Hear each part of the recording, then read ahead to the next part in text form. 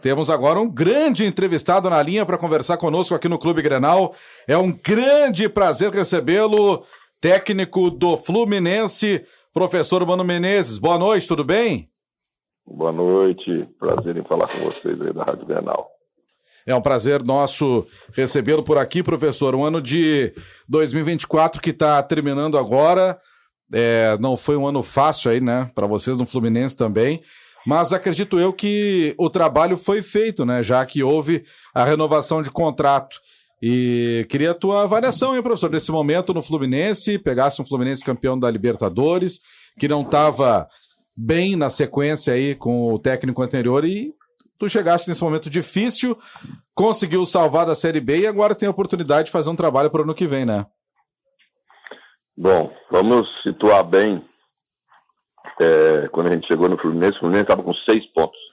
6 pontos em 39 disputados, né? Então era uma situação realmente muito difícil.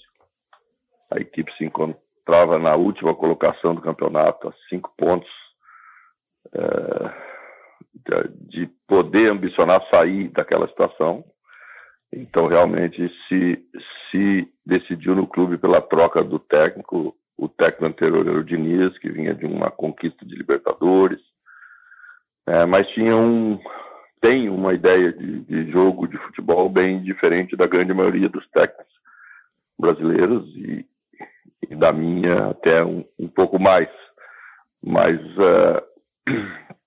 a gente entendeu que podia ajudar nessa hora, até para propor alguma coisa um pouco diferente. Encontramos um pouco de dificuldade pela característica do elenco montado, que era um elenco muito voltado para um jogo mais técnico, um jogo mais curto, né? Um jogo de toque de bola, de posse.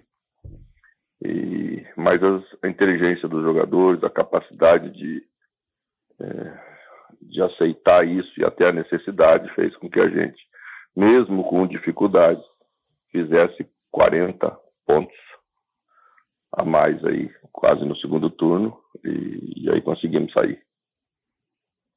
Professor Mano Menezes conosco aqui no Clube Grenal. Professor, a gente vai voltar, claro, a falar do Fluminense, mas eu queria saber do senhor o seguinte: a gente está vivendo um momento diferente aqui no futebol brasileiro, de movimentos, né, por busca de treinadores, e muito se fala em treinadores estrangeiros, né? Aqui, por exemplo, o Grêmio agora na batalha por um treinador, né? Se falou em treinadores portugueses, treinadores argentinos. É um momento diferente e os técnicos brasileiros estão sentindo isso, ou aqui ainda o técnico brasileiro tem a condição de assumir as melhores equipes? Como é que vocês, profissionais do meio, veem esse momento em que a maioria dos clubes, quando vão trocar de técnico, pensam em técnicos estrangeiros também, professor? Olha, existe uma campanha há bastante tempo por técnicos estrangeiros no Brasil, né? E a gente está colhendo os frutos dessa campanha. O Grêmio, se está pensando em técnico estrangeiro, pode olhar para o lado. Tem bons exemplos aí nos últimos anos e tem também bons exemplos das soluções que foram procurar quando a coisa não funcionou e quase nunca funcionou, né? Então, não é porque você é daqui ou que você é de lá. Eu acho que, independentemente da nacionalidade, tu tem que ser bom naquilo que tu faz, tem que saber o que tu está fazendo.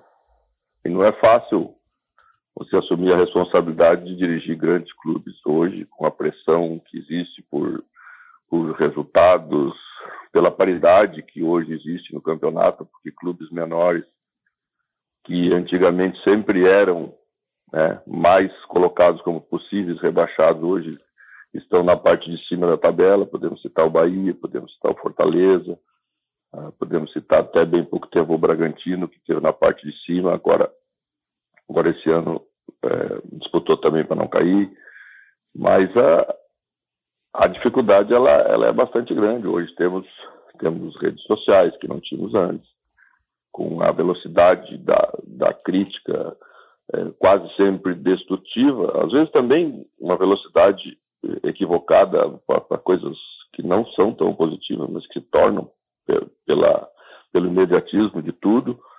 Então, não é fácil você ser treinador no Brasil, seja de que nacionalidade for. Eu acho que é muito importante a gente escolher bem para que depois não se arrependa e não tenha problemas maiores. Mano Menezes, tudo bem? Boa noite, prazer falar contigo, aqui é o Regis. Em relação, Boa noite, primeiro teve uma corneta aí, né, professor?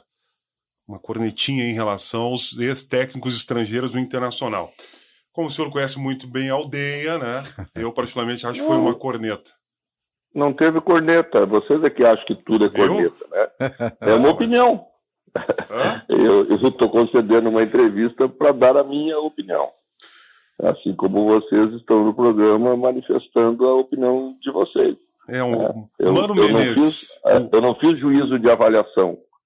Eu fiz uma constatação dos fatos que foram muito claros, né? Sim.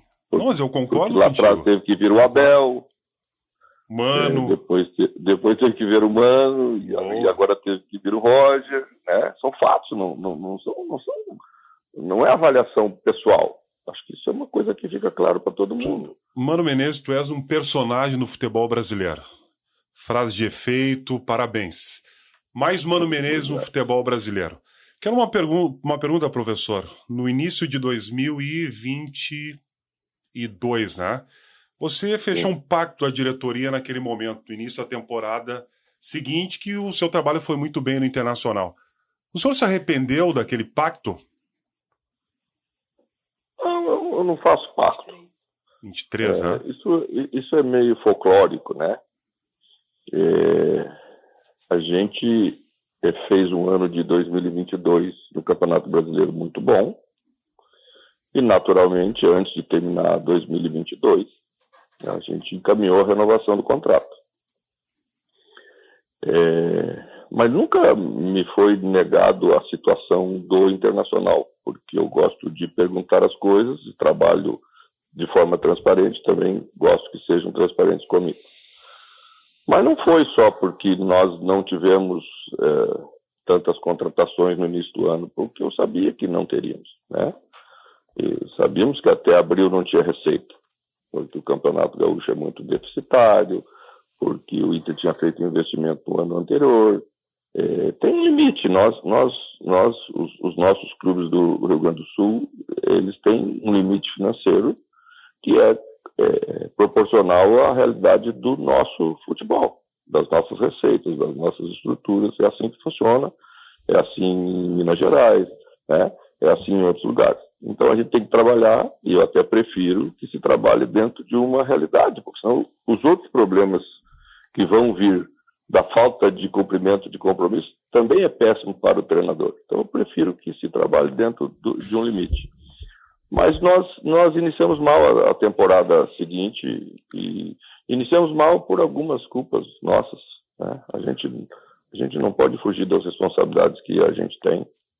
E quando eu saí, e antes de sair, já tinha abordado esse assunto. Eu acho que as coisas são como elas são. As contratações vieram depois, sim, elas iriam vir depois, mesmo que eu também permanecesse. Elas já estavam chegando quando eu estava, então as questões sempre são bem claras, e a gente tem que assumir as responsabilidades que a gente tem, por isso que a gente está há bastante tempo nos grandes clubes do país.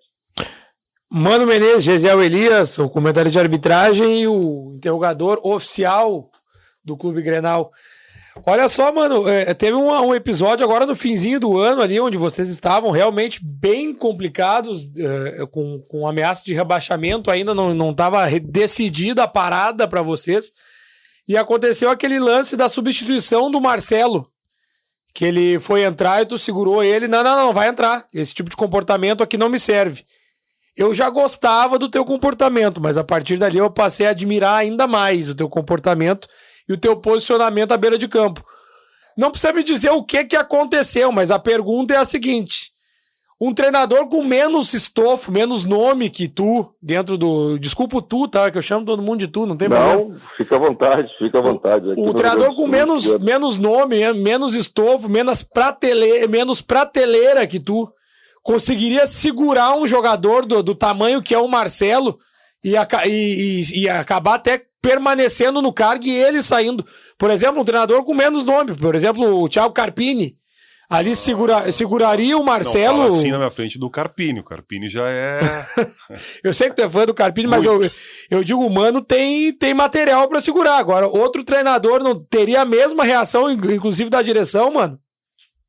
Bom, vamos esclarecer algumas coisas, porque eu acho que é importante vocês ouvirem isso para transmitir para os nossos ouvintes e torcedores.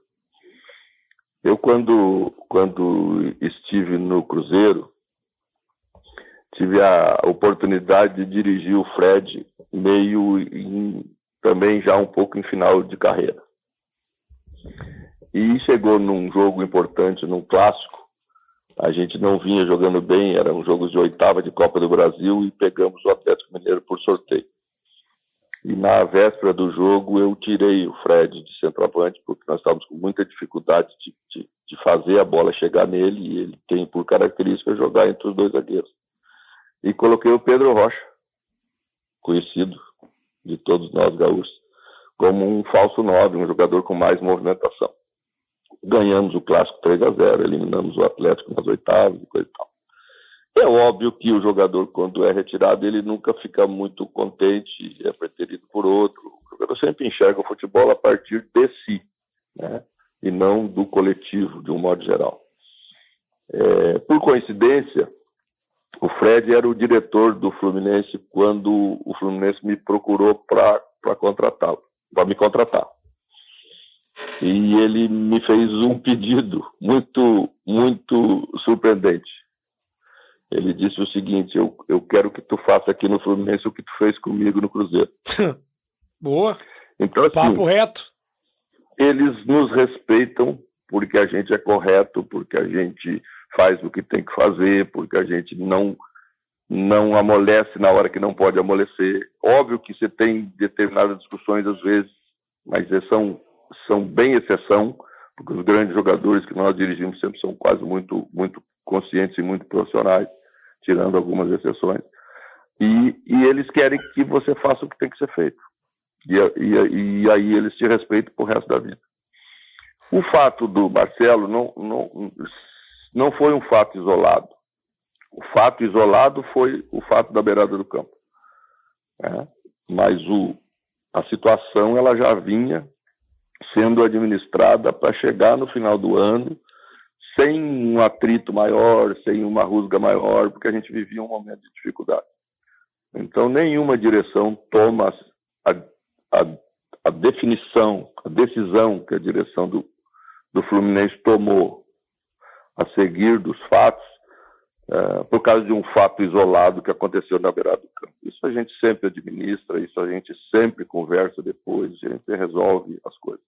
Mas a situação tinha chegado num ponto que aquilo foi a gota d'água e por isso o encaminhamento da maneira como foi feito. Mano Menezes, tem agora uma informação aqui, não sei se tu vai me confirmar, mas eu vou te perguntar. Rodrigo Dourado, que trabalhou contigo aqui em 2022 no Internacional, é isso, né? Trabalhou comigo. Já queria sair, mas a gente teve uma conversa muito, muito franca dessas conversas que temos, porque ele vivia um momento de bastante dificuldade com o torcedor. E eu ouvi com felicidade a frase: professor, eu vou jogar mais alguns jogos por vocês. E foi bem, eu não consigo mais, eu não pretendo mais ficar, eu não consigo mais estar aqui como atleta profissional. E depois, logo em seguida, seguiu para o México. Terias interesse de contar com o Rodrigo Dourado pro ano que vem no Fluminense? Olha, eu nunca trato essas questões assim, né? Porque você envolve o nome de um profissional que não tem nada a ver com isso. Sim. E daqui a pouco vai sair uma manchete dizendo: Mano, não quer o Rodrigo Dourado. A gente contratou o Hércules, do Fortaleza. Bom jogador, né? Que é um jogador que tem as características que eu penso que o volante de hoje tem que ter, que é força, que é arrasto de bola, que é entrada na área, porque hoje o segundo volante precisa chegar na área. Tem 24 anos, está numa faixa etária que penso que o Fluminense precisa buscar jogadores para equilibrar o elenco. E E a gente já tem outros jogadores, trouxemos Facundo Bernal, que é um menino com 21 anos do Uruguai, no ano passado, já começa a crescer, vai fazer uma temporada certamente muito melhor, então a gente não vai trazer um outro volante com essa característica. Muito Professor bem. Mano Menezes, comecei esse bate-papo te perguntando aí sobre qual é o pensamento dos técnicos no Brasil em relação aos técnicos estrangeiros e tal. E o senhor não está na primeira passagem pelo futebol carioca, né? Já havia tido uma passagem pelo Flamengo anteriormente. E aí, exatamente essa é a minha questão. A gente sabe, né? O senhor gauchão, aqui do jeito que é, né? As coisas do Rio Grande do Sul, as coisas como a gente trata por aqui, esse futebol aguerrido que a gente gosta, de marcação, pegado e tal. Eu queria saber da tua adaptação aí no futebol do Rio de Janeiro, que tradicionalmente, né, tido como um futebol assim mais alegre, um futebol de mais jogado do que marcado. Tem isso ainda ou hoje em dia as coisas estão mais iguais aqui pelo Brasil? Estão muito mais iguais, né? Eu acho que podemos citar como exemplo o campeão brasileiro e campeão da Libertadores do Botafogo, que tem pouco a ver com aquele futebol carioca de antes, um futebol mais cadenciado, um futebol mais tocado, né? Então, o futebol hoje está muito, muito globalizado. A equipe que só marca e que só quer destruir e que só quer defender não vai a lugar nenhum, não ganha campeonato nenhum e o treinador não tem vida longa, né? O que eu defendo, diferente um pouco, é que uma equipe tem que estar preparada para jogar de diversas maneiras. Eu não posso fazer acordo com um adversário que é melhor que o meu, né? Eu tenho que saber que ele é melhor que o meu e que nesse dia eu vou ter menos posse, mas eu não vou poder abrir mão de buscar a vitória de uma maneira diferente. O dia que a minha equipe foi superior, aí eu vou ter que pegar a bola e vou ter que jogar no campo do adversário e vou ter que ter trabalho de equipe para isso, né? Porque daí é o momento contrário, o adversário vai especular mais, o adversário vai contra-atacar. Então, o futebol precisa resolver os problemas. Quem quer ser campeão precisa ganhar todos os tipos de jogo e precisa ganhar fora de casa, não pode só ganhar em casa porque não é o suficiente. Hoje o campeão brasileiro está atingindo aí 80 pontos, né, em média, nos últimos anos. Então, para fazer 80 pontos, você tem que ganhar fora de casa também. E para ganhar fora de casa, tem que saber jogar. Eu acho que o futebol é isso. É você ter as soluções para os diferentes jogos, para os diferentes momentos que um jogo mesmo apresenta. E para isso, você tem que trabalhar de várias maneiras, tem que ter várias ideias, tem que ter não só um modelo único, né? Podemos citar hoje aí um dos grandes vencedores dos últimos anos, talvez o maior transformador do futebol dos últimos anos, que é o Guardiola, que está encontrando dificuldade na sua maneira, no seu modelo de jogar. Das últimas 10 partidas, perdeu 7. Então, eu acho que nesses momentos clareia um pouco mais para todo mundo que uma maneira só não resolve, que a gente tem que ter várias maneiras de fazer a mesma equipe jogar. Agora eu quero uma outra avaliação do professor Mano Menezes, um gaúcho que conquistou o Brasil, né? Um cara que, só no Corinthians tem uma história maravilhosa, né? E conhece como poucos a dupla Grenal aqui. Até não quero a tua... Não acho muito legal que ele veio aqui tirar de nós um caneco aqui dentro do Beira-Rio. Com aquele centroavante que não jogou em lugar nenhum, aquele Ronaldo. Mas no outro ano tiramos do Grêmio com o Corinthians, naquele 1-0 também tiramos. O Grêmio poderia ser campeão se ganhasse da gente, ia ficar um ponto do líder. Então, quanto a isso aí, a gente está bem equilibrado. A banca paga e recebe, né? Exatamente. Mas, mano... Foi a minha frase que eu usei aos jogadores no último jogo agora contra o Palmeiras. O Fluminense nunca tinha ganho em São Paulo do Palmeiras, na nova Arena. Aí eu falei, a banca paga e recebe. Se nunca pagou, está na hora de pagar. Você tem que se apegar nas esperanças que tem, né, meu amigo? Claro. Mas, mano, então, eu falava sobre aqui o futebol gaúcho, né? O Grêmio, por exemplo, enfrentando uma dificuldade gigante aqui para conseguir contratar um treinador. Alguns recusaram de antemão, né? Parece que só num contato, não, valeu, obrigado, não é o momento. Eu queria essa tua avaliação, assim, como um cara que conhece muito a dupla Grenal. Grêmio e Inter estão ficando um pouco para trás no cenário do futebol brasileiro, mano? Não, acho que não. Eu penso que é muito... O Grêmio vai viver um momento bastante difícil, porque não é fácil substituir o Renato Portaluppi. Como não era fácil você substituir o Vanderlei Luxemburgo antes, em alguns lugares, quando você passava para substituir um treinador que tinha ficado 3 anos, 4 anos, como não foi fácil substituir o Tite quando passou e venceu no Corinthians.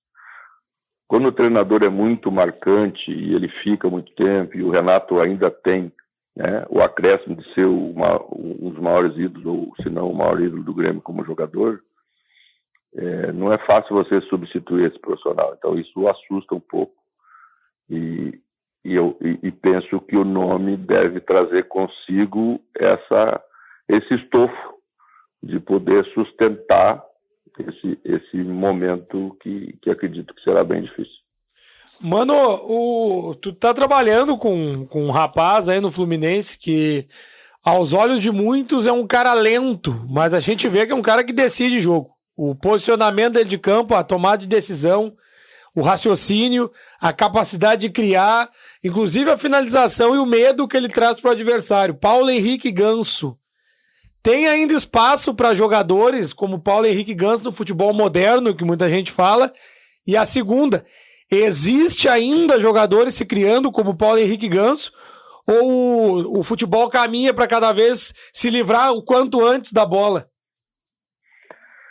Olha, essa é uma pergunta que eu ouvi muito quando cheguei no Fluminense. As pessoas me perguntavam se no meu jeito de jogar o Ganso teria espaço para estar em campo. Foi um dos que mais tirou dele, né? A gente vê o desempenho dele dentro de campo. Esteve entre os melhores do ano. Claro. A velocidade, ela é colocada no jogo de diversas maneiras. Tem a velocidade de deslocamento, o Ganso não tem. Mas ele tem a velocidade de raciocínio.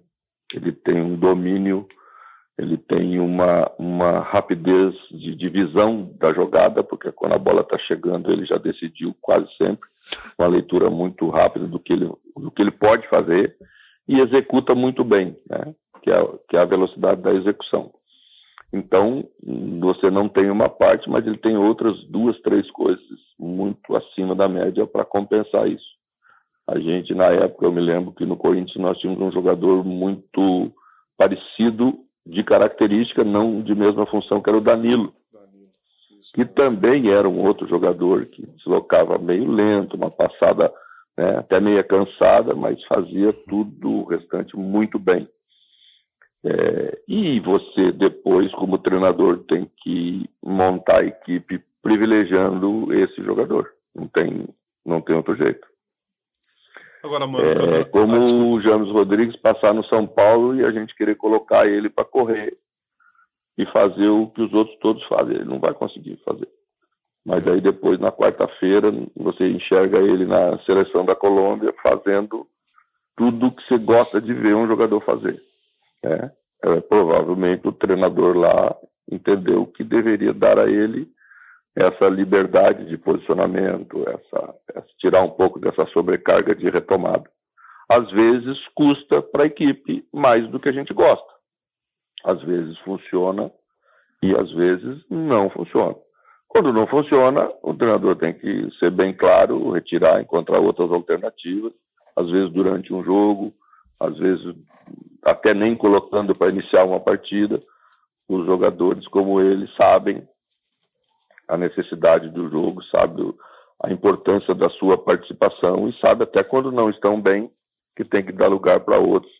E a gente tem trabalhado com ele dessa maneira. Agora, mas, completando a resposta, está cada vez mais difícil que a formação dos jogadores traga um jogador com essa característica para o profissional. Mano, a questão do Mundial do ano que vem, o Super Mundial, né? 2025, Fluminense, Flamengo, Botafogo e Palmeiras serão as equipes do nosso país representando aí nesse grande Mundial. Flamengo, Botafogo e Palmeiras têm alto investimento. O que a diretoria já te passou sobre os investimentos para o ano que vem, no ano que o Fluminense não terá a Copa Libertadores, né? Mas terá esse grande Mundial. O que já foi dito para ti? O que já foi conversado nesses últimos dias do ano? Bom, o Fluminense realmente não vai ter a mesma capacidade de investimento dos clubes de ponta a ponta do Brasil. Quando a gente não tem a mesma capacidade de investimento, você tem que encontrar outras soluções, né? Você tem que encontrar jogadores médios, de boas valências, jogadores que possam agregar competição à equipe, como, por exemplo, o Erckx, que acabamos de citar, que você possa investir um pouco menos. Você tem que trazer jogadores da categoria de base. O Fluminense sempre teve jogadores da categoria de base e vamos ter mais 2 para o ano que vem, 2, na minha opinião, jogadores diferenciados, que é Isaac e Riquelme, 2 jogadores de 18 anos, mas a utilização dos jogadores está cada vez mais precoce. Você vê o Estevão, né, no Palmeiras sendo um exemplo disso, o Hendrick no ano anterior. Você vai vendo que jogadores jovens estão cada vez mais precoces na sua utilização na equipe principal. E ter melhor planejamento, ter melhor estrutura de trabalho, você tem que compensar a diferença financeira que você não tem. E é isso que o Fluminense vai fazer. Tem uma equipe de qualidade, tem jogadores capazes no seu elenco, não precisa sair desesperado para fazer nada, não pode fazer as coisas bem feitinhas para que possa, aí sim, honrar seus compromissos, pagar em dia, resolver todos os problemas estruturais para ajudar o treinador a poder conduzir o trabalho técnico, tático e estratégico da equipe com tranquilidade. Bom, para a gente fechar, professor Mano Menezes, tu que é um cara que já passou pela seleção brasileira, grandes clubes, Mano, como técnico de futebol ainda tem muitos sonhos pela frente, ou agora já é um cara que está mais moderado, buscando conquistar, claro, com o Fluminense, no time que ele estiver, ou ainda tem muitos sonhos pela frente, mano? Então, quando o treinador perder a ambição, ele tem que olhar o Luciano Huck domingo de tarde, você tá no sofá, né? Antigamente era o Faustão, deu uma pioradinha, mas vamos continuar no mesmo canal. Eu acho que a gente tem que ter ambição, sim, sem dúvida nenhuma. Esses dias eu ouvi uma entrevista, fiquei muito feliz, do professor Paixão, né? É isso que nos move, é isso que faz a gente levantar todo dia às 5h30 da manhã, é isso que faz a gente chegar às 7 horas no CT, na frente de todo mundo, trabalhar, para, com esse exemplo, mostrar aos jogadores que eles também, se dedicando, se entregando, sendo corretos, vão atingir os seus objetivos. O treinador tem uma responsabilidade muito grande, ele dirige 30 jogadores todo ano. Esses jogadores acreditam nesse treinador, eles acreditam que com esse treinador eles vão poder, ano que vem, estar melhores, ou esse ano já terem conquistas. E a partir do momento que o treinador não tem ambição, ele não consegue passar essa ambição para os seus jogadores. Então, enquanto estiver aí com esse frio na barriga, acordando às 3 da manhã para pensar na solução do jogo, perder o sono, eu vou estar no futebol. Quando não tiver mais isso, eu tenho a obrigação de entregar o meu lugar para um outro jovem que está vindo aí, porque daí ele vai ser mais merecedor do que eu. Fora os prêmios da Expo Inter também, né? Então, aí é outra coisa, né? Aí não dá para misturar mesmo. Mas a gente toca do mesmo jeito lá, exige das pessoas do mesmo jeito que a gente exige no futebol. É verdade. Bom, professor Mano Menezes, muito obrigado por nos atender aqui na Rádio Grenal. Foi um grande prazer conversar contigo aqui no Clube Grenal. Quero desejar aí um Feliz Natal a ti, tua família, e um grande ano de 2025. Sem ganhar no Dupla Grenal aqui, né? Mas muito sucesso no Fluminense. Obrigado, professor. Obrigado, um abraço a vocês e um abraço a todos os gaúchos. Feliz Natal, um 2025 melhor do que foi pra gente, gaúcho, esse 2024.